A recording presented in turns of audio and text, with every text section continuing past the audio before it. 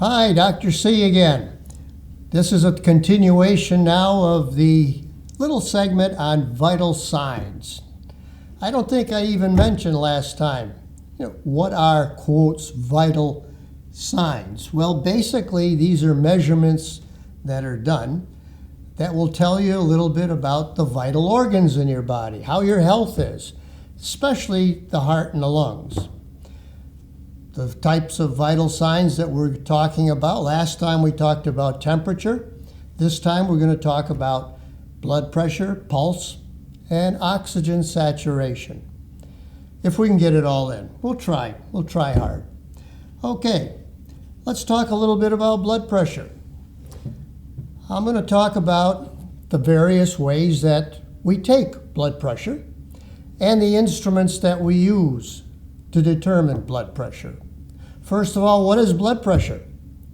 Well, basically, it's just the force that's exerted against the wall of the artery because of the pumping of the heart. So that when the heart pumps, it forces blood out to your body so that the body gets nutrients and oxygen. That force causes what they call a systolic blood pressure. That's the high number, the systolic pressure.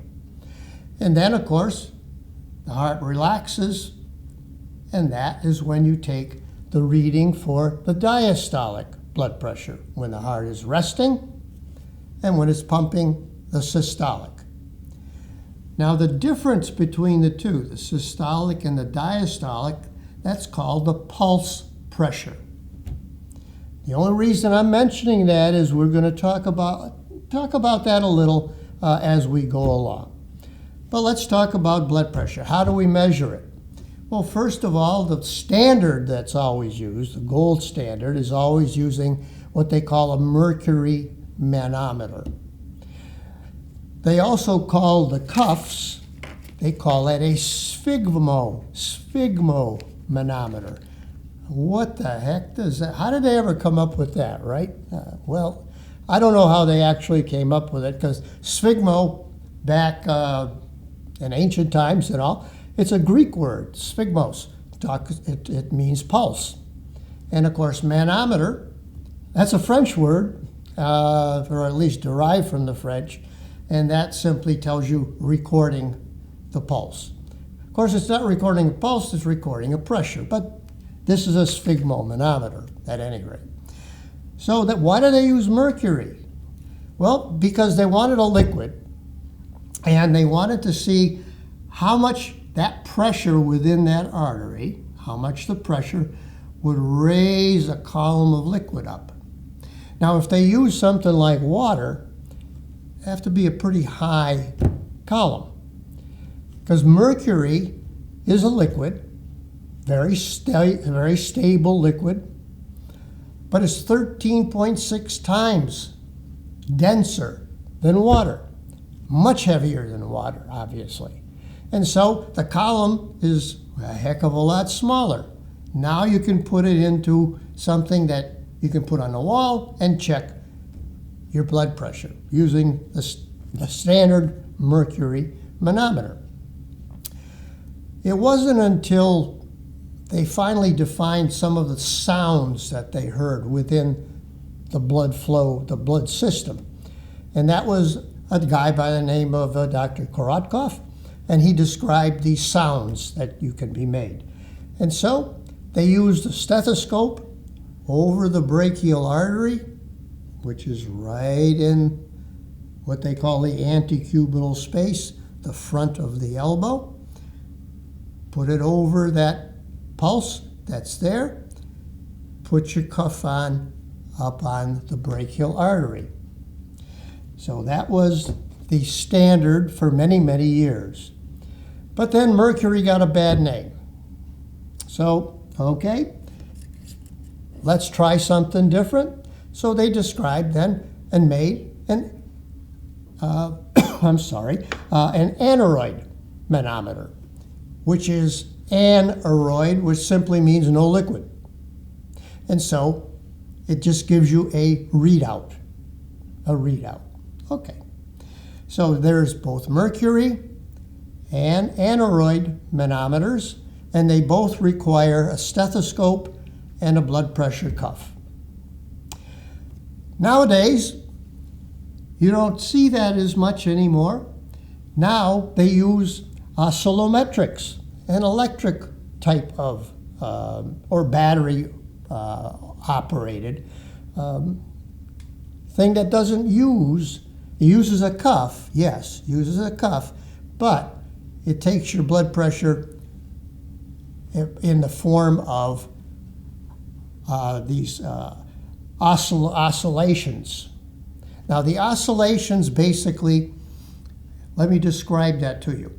When the heart pumps, you get some blood coming out, forces against the wall, so you're going to see all of a sudden pressure go up and then comes down.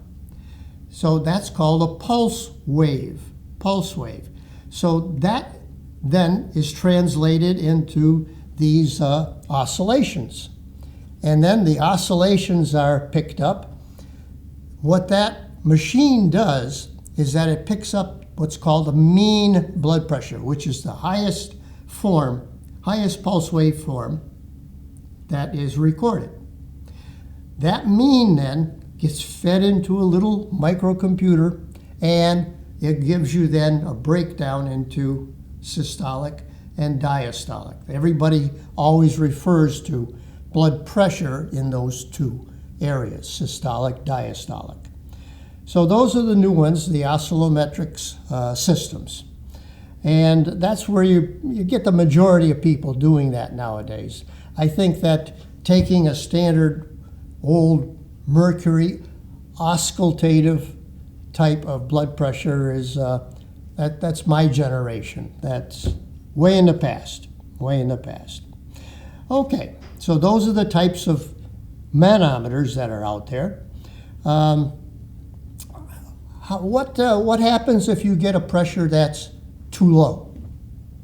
Well, the standard is 120 over 80, where we've always been taught that, 120 over 80. Now, if you're over that 120 over 80, say between 120 and 130, 120, 135, you're pre-hypertensive. That's pretty tough, pretty tough. Back when I first learned, I was told that your systolic blood pressure could be 100 plus your age. So if you were 80 like me, I could get up to 180 and they wouldn't bat an eye. But nowadays, no. They drive it down now. Drive it down. I would be hypertensive, stage 2 at 180. That's for sure. So high blood pressure, as you know, roughly 60% of our population has high blood pressure. And obviously, the older we get, the more the prevalence of high blood pressure is. Nowadays, though, we have more medications to treat it. We have a lot more options of treatment as well. And so I'm not going to get into the treatment of hypertension at all. We're just going to talk about the actual pressure itself. The pressure itself. Why is the blood pressure sometimes artificially too high? Well, there are a number of reasons why. You've heard of a thing called a white coat syndrome. Whenever somebody goes into the medical office, for example, they get shuffled over, get your blood pressure right away. That is not a good way of taking blood pressure. In fact, generally, most of the people are a lot higher in a doctor's office than they would be resting at home. And many times that blood pressure is not taken correctly at the office. Next time you go to the office, get your blood pressure checked, go through this sequence that I'm going to describe to you, what you should do. Number 1, don't rush into it. You need to sit and relax for a few minutes. They say 5 minutes before you have that blood pressure taken. Number 2, you should not have alcohol or caffeine before you have your blood pressure taken. Number 3, you should also have your feet flat on the floor, 2 feet on the floor, no cross legs, both feet flat on the floor. Number 4, blood pressure cuff should be put on the arm, not over the elbow itself, on the meat of the arm. That sphygmomanometer has within it a bladder, they call it. It's a little rubber bladder.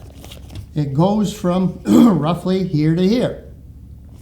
That should be against the skin. So if they're taking blood pressure through your clothing, it's going to be artificially high or low through clothing. It can be both.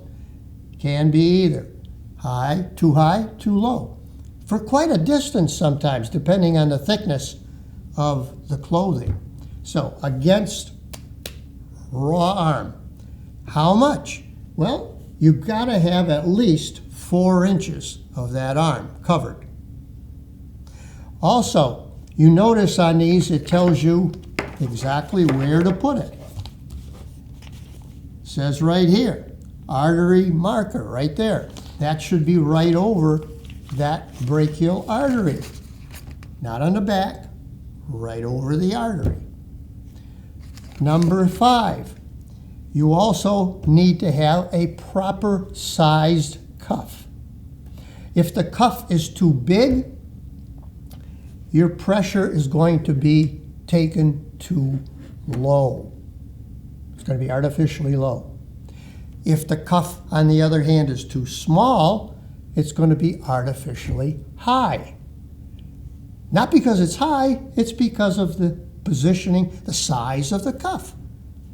The idiot put too big or small a cuff on. Now, there are many different sizes of cuffs. There are 8 different sizes. You got 3 adult sizes, a large, a standard, and a small adult. There's also a large cuff, which is for thighs. But yeah, some people have a lot of weight, and you need that. And so there's also 3 separate ones for kids, all the way from the preemies all the way to adolescents. So you got many different sizes of cuffs, and you need to have the appropriate sized cuff. Next, number 7, no talking when you're having your blood pressure taken. And I mean no talking on the part of either person taking it and you. Number 8, needs to be right at heart level and the arm relaxed. So this needs to be at heart level. Where's heart level? Right about at the top of the breastplate. Heart level. What if the arm is higher? If the arm is higher, pressure is going to be artificially lower. 2 millimeters for every inch it is above the heart. If it's hanging down low, 2 inches above. So, for every inch. And so, you gotta think about these things. You want it too high, put your arm down. Want it lower, raise the arm up. Okay. Make sure those feet are flat on the floor. What if your feet are hanging? What if you're small and your feet are hanging? That's going to also artificially lower your blood pressure. Okay. All those little pointers are very important in taking your blood pressure. Okay. So, what about taking it at home? What can you use? Well, now you use these oscillometrics, and you can use it over the wrist like that. You can take it with a standard cuff on the arm. Again, all the things it tells you to do. You know, here's where it should be, etc. You follow those. And you follow all the other things I told you. These are the ones you use at home. Now, do they need to be calibrated at all? Do they ever go out of calibration, for example? Well, the ones that are stuck to the wall probably don't need to be calibrated very often, because what is the most common reason for knocking off the calibration is trauma to the actual cuff itself. So, okay. Let's also talk about what are the good ones, the good oscillometric ones. Well, Omron is the one that, O-M-R-O-N, those are the ones you can find most often in the pharmacies. And there are several very good Omron oscillometric devices. There's also Welsh Allen puts out several as well. Now, these have all been tested, calibrated, and it'll tell you right on the box that you buy it in. It'll tell you that these have been tested and they are certified that they're good. Okay. So, with that in mind, I think we can go on now to pulses. There's a lot you can talk about with more about blood pressures and all, but I just wanted to describe the actual taking of the blood pressure itself. One thing I did forget. If you pump up that cuff too fast and take it too fast, it's going to be artificially higher. If you do it slowly, it's also going to be artificially higher. So the rate that you pump that up and down also contributes to the pressure itself. I want to get into stuff about the pulse now. What is a pulse? Pulse is your heart rate. Pure and simple. That's your heart rate. And the heart rate should be anywhere between 60 and 100. That's quite a range, actually, but that's what it should be. Taking a breath in, inspiration, will decrease the pulse a little bit. The heart rate a little bit. And expiration, increase it a little bit. So, okay. Now, I like the people who take a pulse on the wrist. What they do, and you can take a pulse anywhere where there's an artery, but it's best to feel a pulse when it's up against something hard like bone. That's why the wrist is very good to take it. And you take it on either side. This is the thumb side is the radial side, that's the radius, or the ulnar side, the inside part. And what you can do, you can feel that pulse. Now, normally people have what's called either a dominant radial artery or a dominant ulnar artery. And you can feel both sides, feel which one is best, and then what you do is count. And you look at a clock or your watch or whatever, and you count for 30 seconds, multiply times 2, that gives you the heart rate. If that's the only thing that was taken, then you're being gypped. Now, when I took a pulse, for example, and I went and I got my finger on the pulse, and I took the stronger one of the two, that's not the only thing I did was to count the rate. I also want to get the rhythm. How regular is that rate? So I'm looking at the rhythm as well. There can be deficiencies in that rhythm. There may be an extra pulse. So you're going along 1, 2, 3, 4, 5. Oh, an extra beat. Or maybe it drops a beat. 1, 2, 3, 4. Oh, dropped a beat. That's part of the rhythm. Now, what if that rhythm is not regular? What if the rhythm is irregular?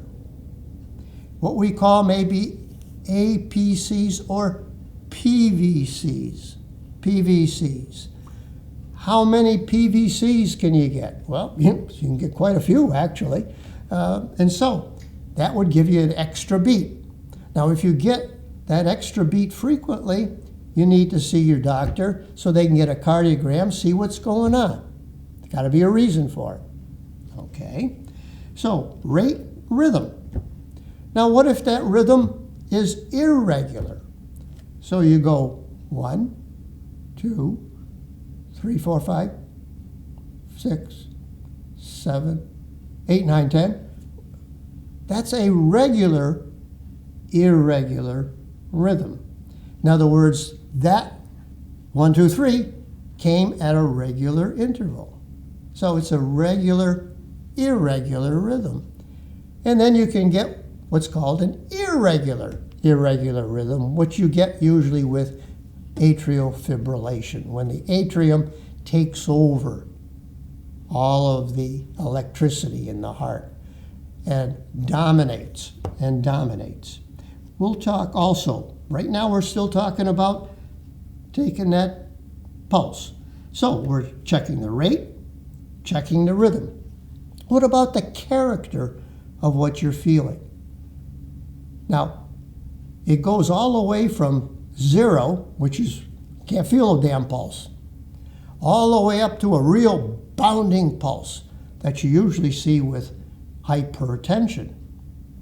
So you can get 0 pulse, a weak or thready pulse, a regular normal pulse, and a bounding pulse. So you can get all those. So that's the character of the pulse itself. Also, when you're feeling that artery, as we get older, we all get some atherosclerosis. And so, does that feel hard? You may actually feel those plaques and all in the artery. And so the quality of what you're feeling should be something that you would report out. And then finally, you're going to take a pulse on the other side too. And if you want, you can check both at the same time. See if they're going at the same rate. So all these different things you get by putting your hand on that pulse. So if you're not taking it that way, if you're simply using a pulse oximeter and just reading off a number, you're not getting anything about the rhythm, the character, the feel, the equality of the pulse. So, that unfortunately, that's the bad part of technology. It substitutes the technology for thinking, using your hands. That's the way I was brought up in medicine, using your hands and your brain. What about this pulse ox? What about it? Well, interesting little machine. Tell you what it's made out of. Actually, it was helped developed by over at WPI here in Worcester. So, what it does on the inside, if you notice, when you turn it on, there's a little. You see a little red beep on the inside. What it really is, there's 2 different LED lights. 2 different wavelengths. One is a red wavelength, 660. And also there's an infrared wavelength, 940. So you got these 2 little lights flashing on the inside. Now, it's going to measure that oxygen. How does it do that? Well, as those 2 lights come down, you got to visualize in your mind the hemoglobin molecule, because the hemoglobin is carrying the oxygen. Remember, when you're breathing in, the oxygen in the air gets transferred to the hemoglobin. The hemoglobin now goes around, gets pumped out by the heart all over the body. One hemoglobin molecule can carry 4 oxygen. So there's 4 kind of receptor sites on every hemoglobin molecule for oxygen. Once one of those grabs onto an oxygen, the affinity for the other 3 increases and therefore it gets filled up faster. Now there are things that can block those things. Say carbon monoxide, for example, is a very common reason to block the receptors for oxygen, because the carbon monoxide sticks to it and not easy to get rid of it. So, at any rate, we have then in our bloodstream both hemoglobin that has already had the oxygen, it's been oxygenated, and we have some that's deoxygenated, no oxygen on it at all. Well, it just turns out that some of the receptors and all are oxygenated, some are deoxygenated. Well, the oxygenated ones absorb that infrared light coming from your little pulse ox. And the deoxygenated type, that absorbs the red. So that little computer that's in there then uses that information and makes it into a standard pulse oxygen, saturation of oxygen in that blood. It's actually pretty interesting, that little thing. But it also gives you your pulse. And like I said, that's not the best way to take the pulse. Yes, it's accurate, but there are many reasons why it's not accurate, and you can't do all the other things that you can do by simply feeling that pulse. What are the problems using this? Well, first of all, the size of the finger. Sometimes the finger loses its pulp and it's too small. Won't give you a reading. Well, then use a bigger finger. Number two, don't jam the finger all the way in, because then you're going to cut down on the blood flow going into that finger. Number three, women sometimes will wear a real dark nail polish. That cuts down on the ability to absorb that light. Number four, in the wintertime, if you come in out of the cold, put your finger in there, you may not get any flow recorded because of the cold. I would usually send them in to the bathroom, put it under some warm water for a while, get it feeling a little better. So those are all reasons why the pulse ox won't give you a good reading. Okay, so we've dealt with that. Oh, a normal oxygen is over 90%. Now, I took mine today twice.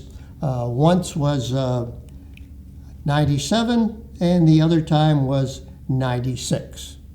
So I'm hoping that they'll keep me going. So normal is over 90 in general. Okay. Very good. I think we've probably talked as much as I wanted to about these two entities. And if you have any other questions, I would be very happy to answer them for you. The next time that we have our little educational segment, I should say, I'm going to talk about an interesting topic. Do you want to live to be 100? Now, I gave that talk back at the Senior Center almost 2 years ago, but we didn't get a big turnout. So that's going to be our next topic. This is Dr. C. Thank you for watching.